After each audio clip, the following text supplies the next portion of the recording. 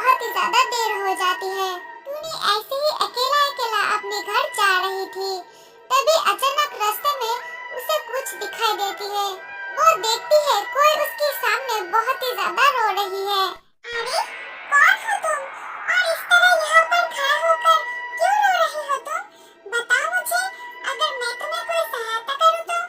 तभी वो राक्षस टूनी चिड़िया को कहती है, टूनी, मेरी बेटी ना बहुत ही ज्यादा बीमार है, क्या तुम मेरे साथ जा सकती हो मेरे घर? हाँ हाँ, मैं जाऊंगी, मुझे लेकर चलो, मैं तुम्हारी सहायता अवश्य करूंगी। इसके बाद वो राक्षस टूनी चिड़िया को लेकर जाती है अपने घर। टूनी राक्षस के घर में जाकर राक्षस को कहती है, अरे राक्षस, तुम्हारी बेटी कहाँ पर है?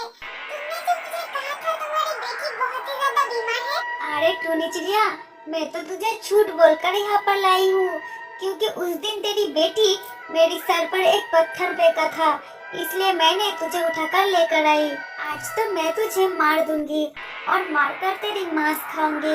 हा हा हा हा हा। नहीं नहीं राक्षस, तुम ऐसा मत करो, मैं तो तुम्हारी मदद करना चाहती थी ना, तो फिर तुम मुझे क्यों खाओगी?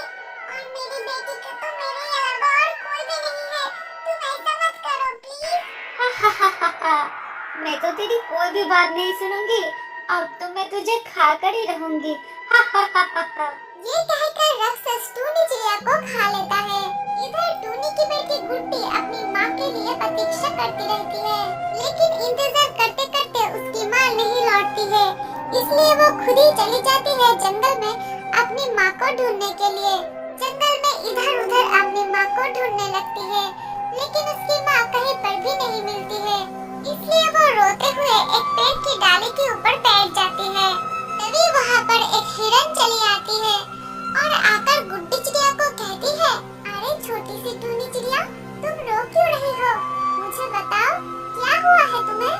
मेरी माँ काम पर गई थी और अभी तक लौट कर नहीं आई। मेरी माँ कहाँ चली गई? मुझे तो बिल्कुल भी अच्छा नहीं लग रही है। अब मैं क्या करूँ? रोना तो क्या करूँ, तुम ही बताओ। अरे टूनी चिड़िया, इस जंगल में तो एक डाकू राक्षस आया है, वो जिसे भी दिख रहा है उसे ही खा रहा है। मुझे लगती है वो डाकू राक्षस तुम्हारी माँ को भी खा लिया है। हिरन के मुंह से ये सब बातें सुनकर गुड्डी चिड़िया बहुत ही ज्यादा रोने लगती है।